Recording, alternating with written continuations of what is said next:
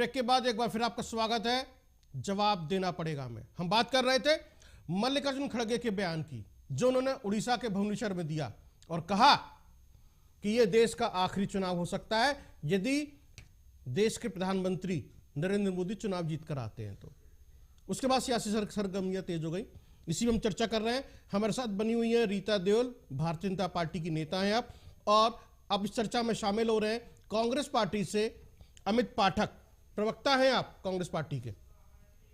जी रीता जी, अब हमारे साथ में अमित पाठक जी हैं, कांग्रेस पार्टी के प्रवक्ता हैं। अमित पाठक जी। जी सर। मल्लिकार्जुन खड़गे का बयान आपने सुना होगा 2 दिन पहले भुवनेश्वर में, उड़ीसा में। उड़ीसा बचाओ समावेश में बोल रहे थे। कार्यकर्ताओं में जोश भरने के लिए इस तरह के बयान ठीक है, सही लगता है आपको? जी सर।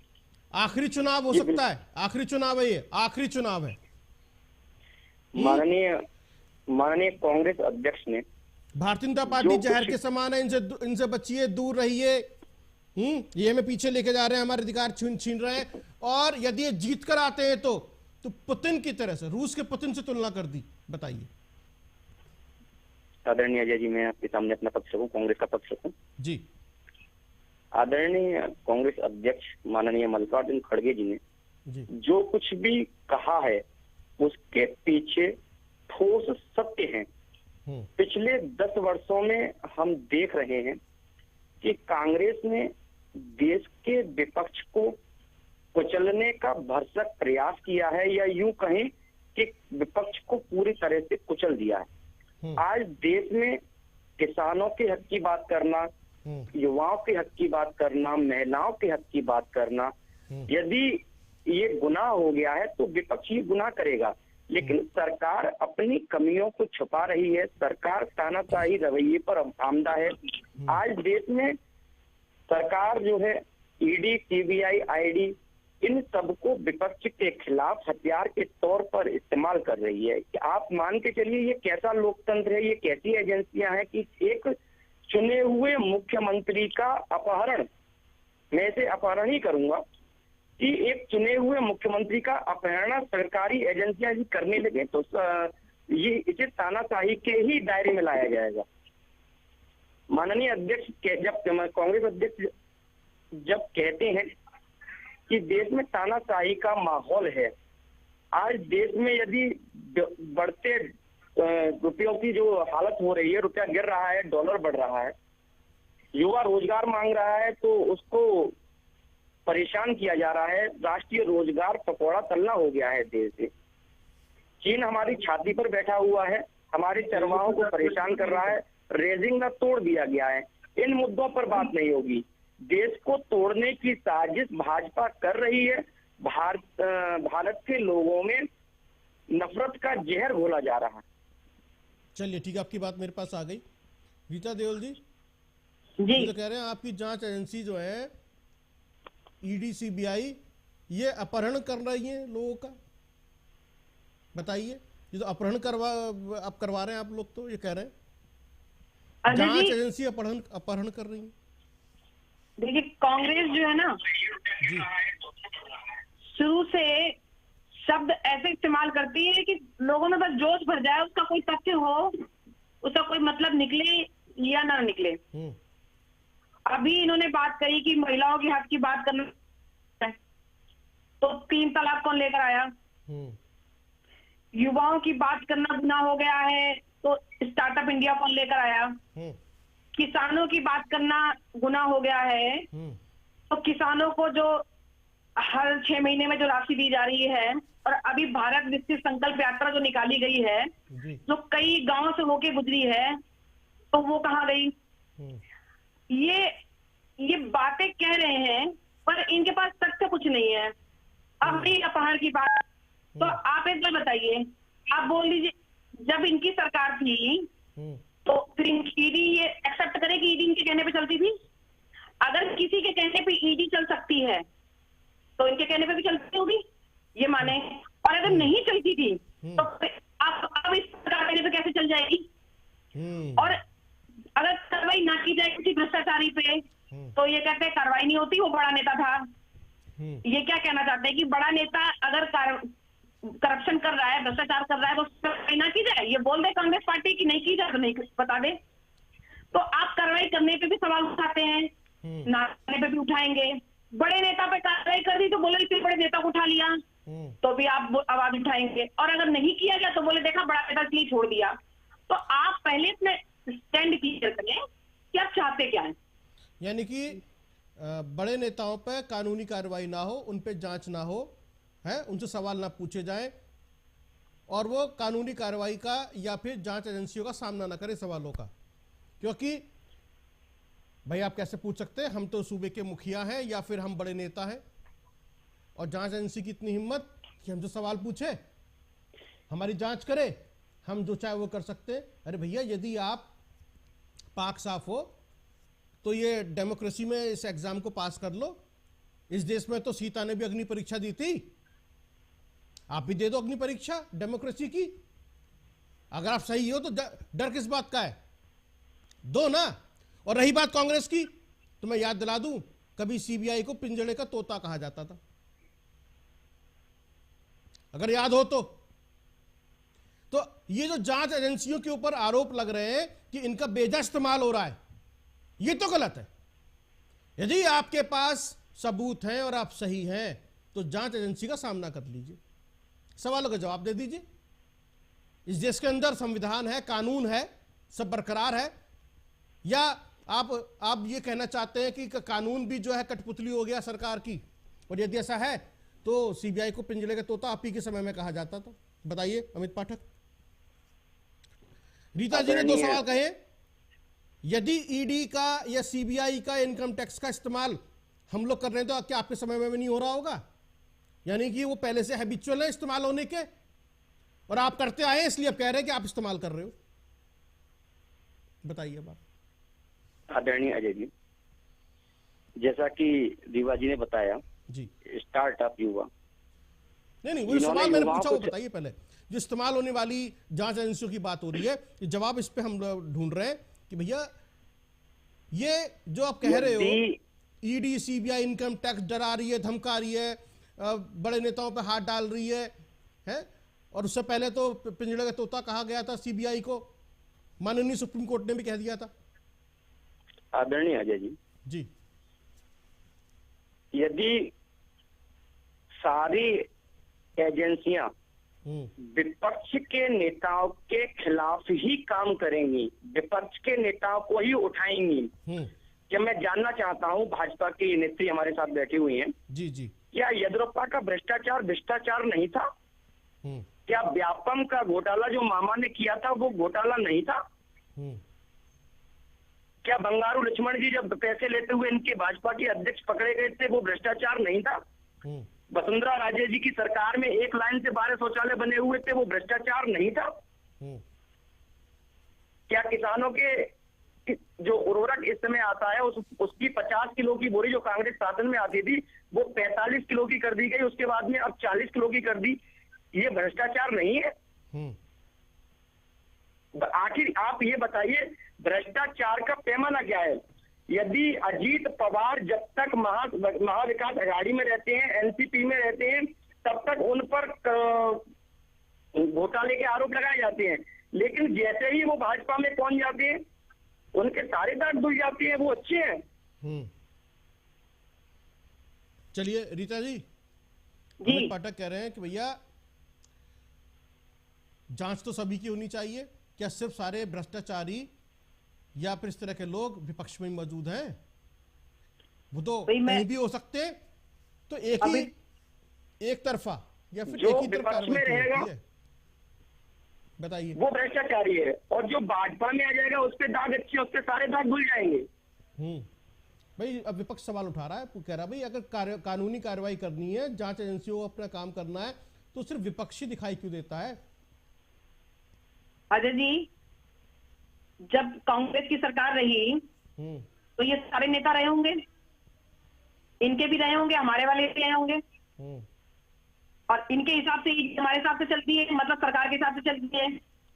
तो ये सारा इनकम टैक्स की बात ईडी इनके हिसाब से चल रही होगी, तो ये सबको पकड़वा देते। नहीं, वो ये तो क्या कर रहे थे?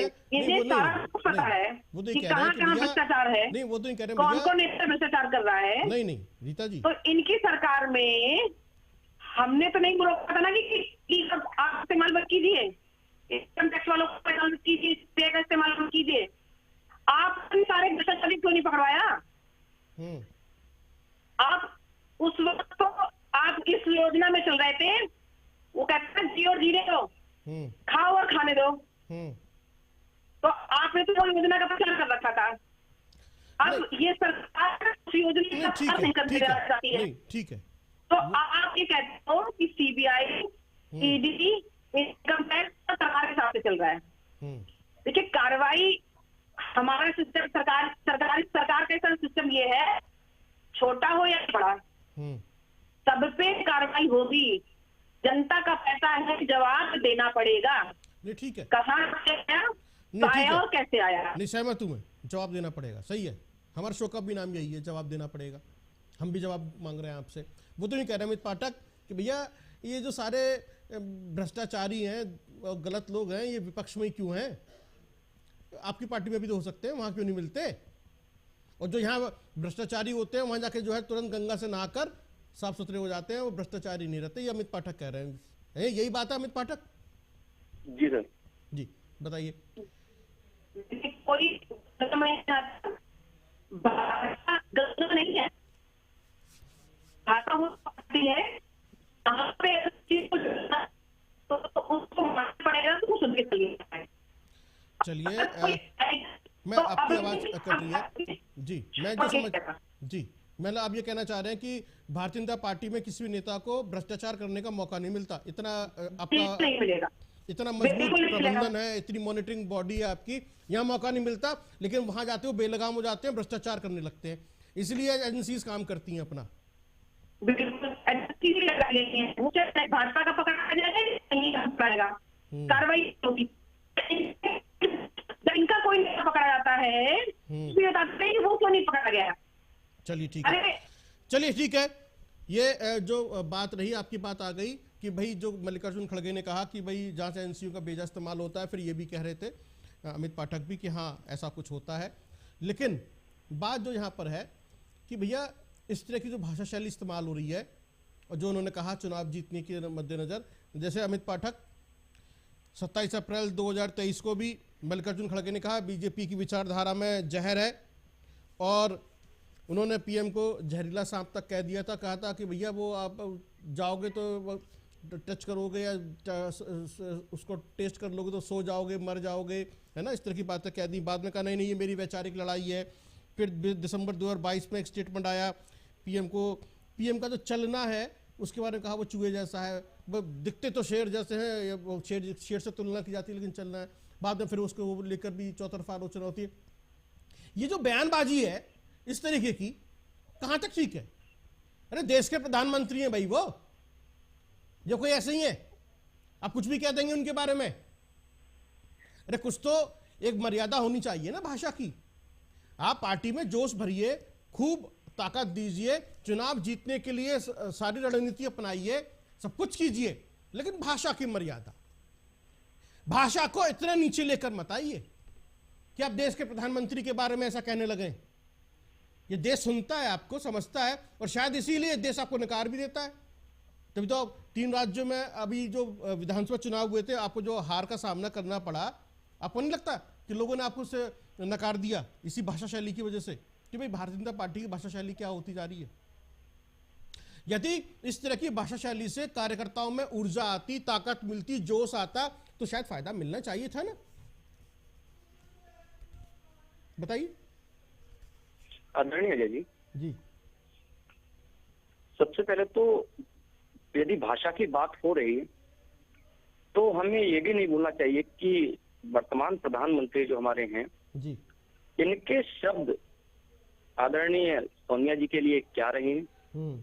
मैं उनको रिपीट नहीं करूंगा क्योंकि मैं कांग्रेस का प्रवक्ता हूँ, बहुत ही जिम्मेदारी से कांग्रेस ने मुझे बनाया है, तो वो चीजें नहीं कहूंगा, लेकिन निकाल कर देखिएगा, सारा सब कुछ रिकॉर्ड में है।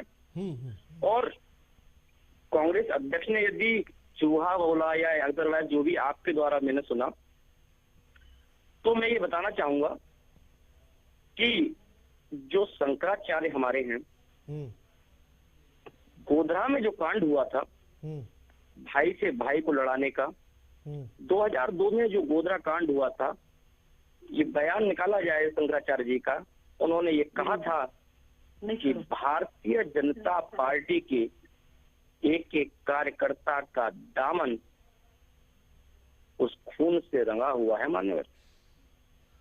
यानी कि इस देश बिना सबूत के इस देश में कोई भी व्यक्ति भाजपा या को किसी यदि उच्च पद पर बैठा हो वो कुछ भी कह सकता है। राजनीति के अंदर बयानबाजी जिसे हम कहते हैं, आरोपों की कीचड़ जायज है। आप जो मेरी बात समझ में आई कि आरोपों की कीचड़ जायज है। हम कोई भी पॉलिटिकल पार्टी हो, मैं आपकी बात नहीं कर रहा, कोई भी पॉलिटिकल पार्टी हो, वो भाषा की मर्यादा तुरंत भूल जाती है, चाहे वो नीतीश कुमार क्यों ना हो। अभी कुछ महीने पहले की बात है, जो अब एनडीए में शामिल हो गए। तो भाषा की जो मर्यादा है वो सभी पॉलिटिकल पार्टियां कहीं ना कहीं भूलती जा रही हैं। वो इतने निचले स्तर पर आ गई है कि सोचने पर मजबूर करती है। और राजनीतिक बयानबाजियां, उसमें आरोपों की कीचड़, कुछ भी कह देना किसी के बारे में, सिर्फ चुनाव जीतने के लिए, जिसके बारे में कहा जाता है कि सियासत सिर्फ चुनाव जीतना जानती है। तो क्या चुनाव जीतने के लिए इस तरह की भाषा शैली, इस तरह के शब्द या आरोपों की कीचड़ या कुछ भी कह देना सही है? ऐसा होना चाहिए चुनाव जीतने के लिए? हम 2024 के लोकसभा चुनाव में जाने वाले हैं और सभी पार्टियां जोर लगा रही हैं, सब लोग वोटरों को लुभाने की कोशिश कर रहे हैं कि क्या वोटर ऐसी भाषा शैली से चुनाव की तरफ आएगा या फिर आपको वोट देगा।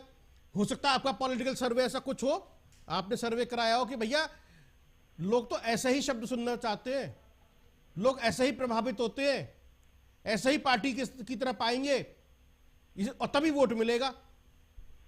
तो ये तो हमारी बात समझ में नहीं आई कि लोग ऐसी बात सुनना चाहते हो। तो क्या ये नई भाषा शैली गढ़ी जा रही है राजनीति की, नए मानदंड तैयार हो रहे हैं? और ये जो पॉलिटिकल भाषा शैली है ये क्या समझाना चाह रही है कि हमारे देश का जो बौद्धिक स्तर है, साहित्यकारों का, कवियों का, लेखकों का, पत्रकारों का, संपादकों का, वो अलग है, और जो पॉलिटिकल भाषा शैली है वो ऐसी है। मुझे तो अटल बिहारी वाजपेयी की भी भाषा शैली याद है, बहुत शानदार तरीके से बात कहते हमने सुना। मैंने तो नेहरू जी को भी सुना, इंदिरा जी को भी सुना, राजीव गांधी को भी सुना, सब बहुत अच्छे ढंग से बोलते थे। लेकिन ये क्या हुआ, अचानक से नई पॉलिटिकल भाषा शैली का इजाद हो गया है, नए तरीके से बात हो रही है। यह भाषा शैली मुझे लगता है सही नहीं है। ये सभी पॉलिटिकल पार्टी को समझना होगा, जानना होगा कि हम किस तरह के शब्दों का चयन कर रहे हैं, बोल रहे हैं। फिलहाल ये जो शो है जवाब देना पड़ेगा, हमने इसमें जो बातचीत की दोनों पॉलिटिकल पार्टीज पर कि भाषा शैली कैसी होनी चाहिए, ये बताता है कि आपको अपनी भाषा शैली के बारे में सोचना पड़ेगा। किसी भी पॉलिटिकल पार्टी के पास में भाषा शैली को लेकर सॉलिड जवाब नहीं है। आप अपने राजनीतिक विरोधियों को कुचलने के लिए अलग तरीके की भाषा शैली का इस्तेमाल कर सकते हैं, लेकिन आरोपों की कीचड़ से राजनीति मत कीजिए। भाषा शैली अच्छी रखिए, नैतिकता राजनीति में कुछ तो बची रहनी चाहिए, भाषा शैली अच्छी रखिए। फिलहाल आज के शो में इतना ही, जवाब देना पड़ेगा में बहुत बहुत धन्यवाद। देखते रहिए आप जवाब देना पड़ेगा।